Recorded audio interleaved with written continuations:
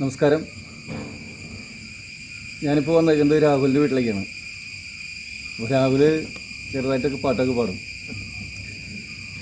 ഇല്ലേ? അതെയോ, ചെറിയ ഒരു കലാകാരനാണ്. അതെ, അത്യാവശ്യം പാട്ടുകളൊക്കെ പാടും.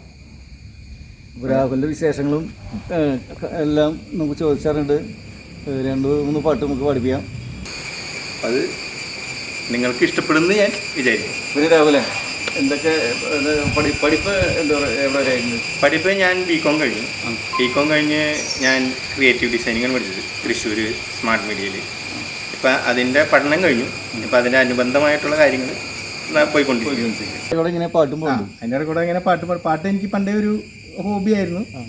അപ്പോൾ പാട്ടുകൾ, പഴയ പാട്ടുകളാണ് ഞാൻ കൂടുതലും സ്പെഷ്യലൈസ് ചെയ്തേക്കണത്. പഴയ പാട്ടുകൾ ഇങ്ങനെ കേൾക്കുമ്പോൾ എനിക്ക് ഭയങ്കര, ഇപ്പം ഈ പ്രായത്തിലുള്ള പിള്ളേരുകൾ പഴയ പാട്ട് കിട്ടാന്ന് പറഞ്ഞാൽ എല്ലാവരും പുതിയ പാട്ടുകളാണ് തേടി പോണേ.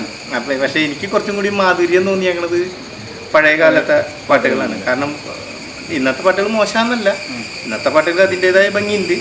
പക്ഷേ എനിക്ക് പഴയ പാട്ടുകളുടെ വരിക്ക് കുറച്ചും കൂടി മാധുര്യം തോന്നിയേക്കണത് പഴയ പാട്ടുകൾ. കവിതയ്ക്ക് വരികൾക്കായാലും ജീവനുണ്ട്. പിന്നെ ഇന്നത്തെ ഗായകന്മാരെ ഞാൻ കുറ്റം പറയുന്നില്ല, ഇന്നുണ്ട്, എല്ലാം ഇന്നുണ്ട്. ട്രെൻഡ് മാറിയപ്പോൾ അതിനനുസരിച്ച് മാറുന്നു. കാരണം കാലത്തിനനുസരിച്ച് നമുക്ക് സംഗീതത്തിനും മാറ്റങ്ങളുണ്ട്. പുതിയ തലമുറയുടെ കയ്യിലാണ് എല്ലാ കാര്യങ്ങളും. അപ്പോൾ എല്ലാവരും പുതിയ തലമുറയുടെ ഒപ്പം തന്നെയാണ്. എന്നാലും പഴയ പാട്ടിൻ്റെ ഒരു ഭംഗി പഴയ പാട്ടിനുണ്ട്. അതില്ലാന്ന് നമുക്ക് പറയാൻ പറ്റില്ല. അപ്പോൾ നമ്മളിന്നേ ആരുടെ പാട്ട് പാടാൻ, ദാസന്റെ പാട്ടാണോ എം ജി ആണോ, ആരുടെ പാട്ടാണോ നമ്മൾ? ഞാനിന്ന് അധികം വെച്ചേക്കണത് നമ്മുടെ ദാസേട്ടൻ്റെയും അതുപോലെ തന്നെ മധുബാലകൃഷ്ണൻ്റെ പാട്ടുകളാണ്. എനിക്ക് അവർ രണ്ടുപേരെയാണ് കൂടുതൽ ഇഷ്ടം. അപ്പം അവരുടെ പാട്ടുകളാണ് ഞാൻ പാടാൻ ഉദ്ദേശിക്കുന്നത്. അപ്പോൾ ഞാനേ നമ്മുടെ കണ്ണമ്പുഴ അമ്പലത്തിൻ്റെ അവിടെ മധുബാലകൃഷ്ണൻ പണ്ട് താമസിച്ചിട്ടുണ്ട്. ഇപ്പം ആള് കൊരട്ടിൽ എവിടെ ഉണ്ടെന്ന് എനിക്ക് അറിയില്ല കൃത്യമായിട്ട്. അന്ന് ആളുടെ വീട്ടിൽ ഞാൻ പോയിട്ടുള്ള.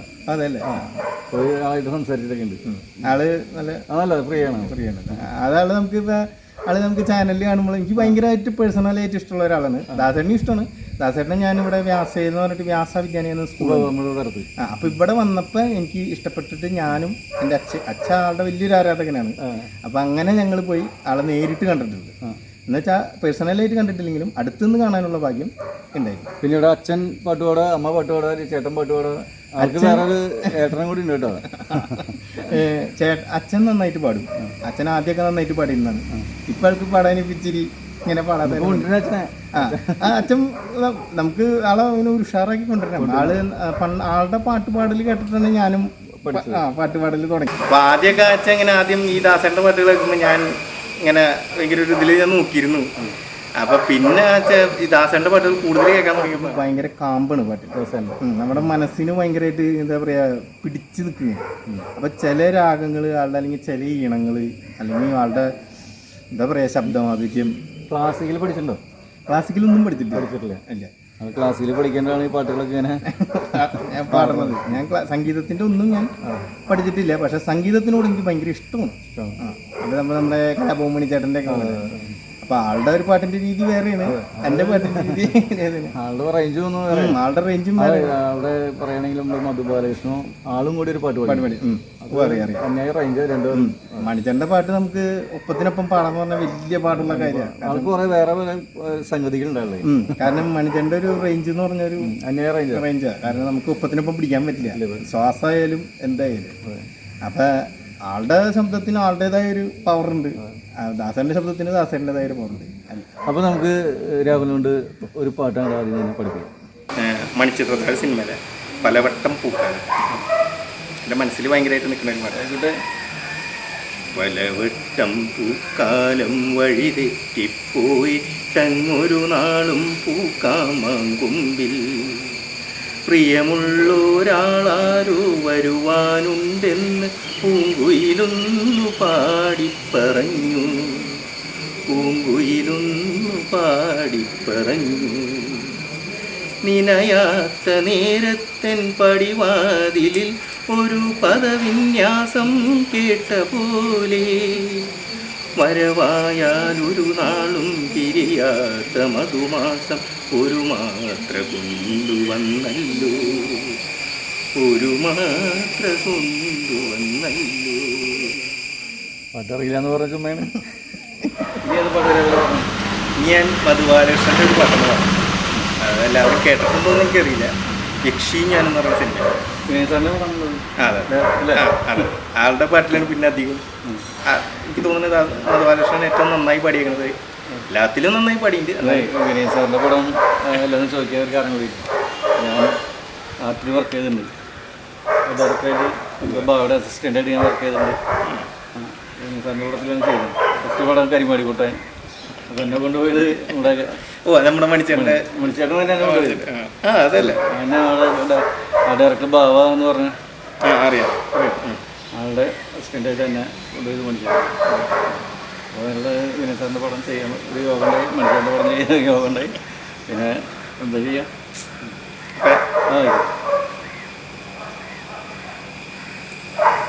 വൃന്ദാവനമുണ്ടു രാധേ നീയില്ലാതെ, മുരളീരവമുണ്ടു യമുനേ നീയറിയാതെ, ഹരിമുരളിക പാടി ഗോപാംഗനയോടായി നീയില്ലാതിനിയുണ്ടോ?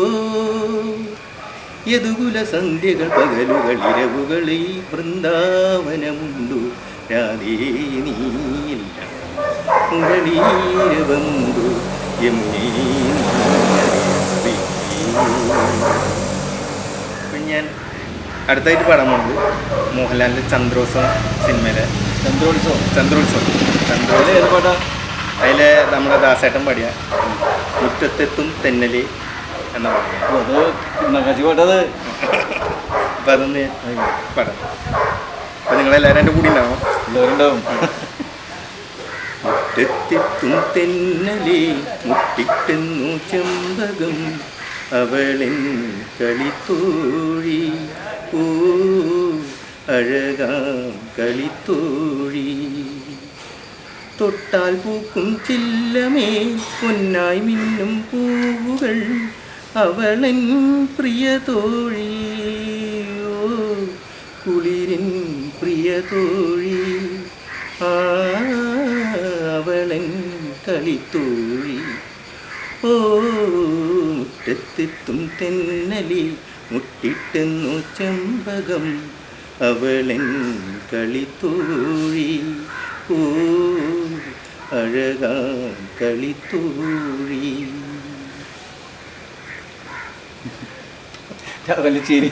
ശരിയാണ്, നല്ല സന്തോഷം. നസീർ സാറിൻ്റെ പാട്ട് പാടിയില്ല എന്ന് വേണ്ട, ഒരു നസീർ സാറിൻ്റെ പാട്ടാണ് ഞാൻ പറഞ്ഞത്. ആയിക്കോട്ടെ, ദാസേട്ടൻ പാടിയത്. അനുപമീ അഴകേ അല്ലിക്കൂടങ്ങളിലമൃദുമായി നിൽക്കും അജന്താ ശില്പമീ, അലങ്കരിക്കൂ എന്നന്തപുരം അലങ്കരിക്കൂ നീ. അനുപമീ അഴകേ അല്ലിക്കൂടങ്ങളിലമൃദുമായി നിൽക്കും അജന്താ ശില്പമീ, അലങ്കരിക്കൂ എന്നന്തപുരം അലങ്കരിക്കൂ നീ.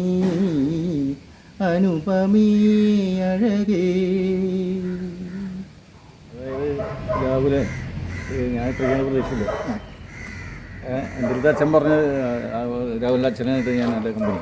അപ്പോൾ അച്ഛൻ പറഞ്ഞു രാഹുൽ പാട്ട് പാടുന്ന പറഞ്ഞപ്പോൾ എന്നൊന്ന് രാഹുലിനെ എൻ്റെ ചാനലിന് വേണ്ടി രണ്ട് പാട്ട് പാടിപ്പിക്കാന്ന് വിചാരിച്ച് വന്നതാണ്.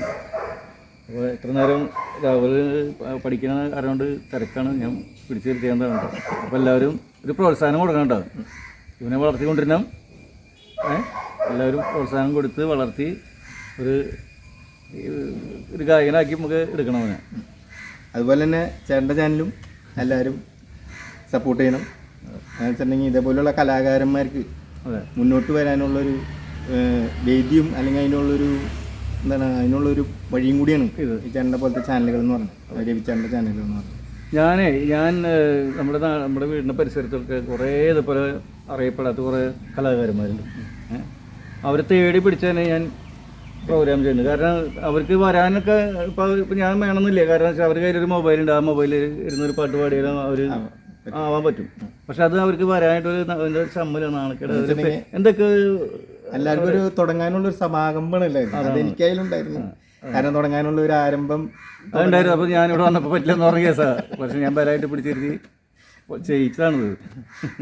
അപ്പോൾ അതുകൊണ്ട് എല്ലാവരും സ്നേഹവും സഹകരണവും എല്ലാം ഈ ചാനലിൽ വേണം. എനിക്ക് ചാനൽ മാത്രമല്ല രാവിലെ എനിക്കും വേണം. അപ്പോൾ നമ്മുടെ ഇന്നത്തെ പ്രോഗ്രാം ഇവിടെ വൈൻഡപ്പ് ചെയ്യണം. അടുത്ത പ്രോഗ്രാം കാണുമ്പോഴേക്കും നമസ്കാരം.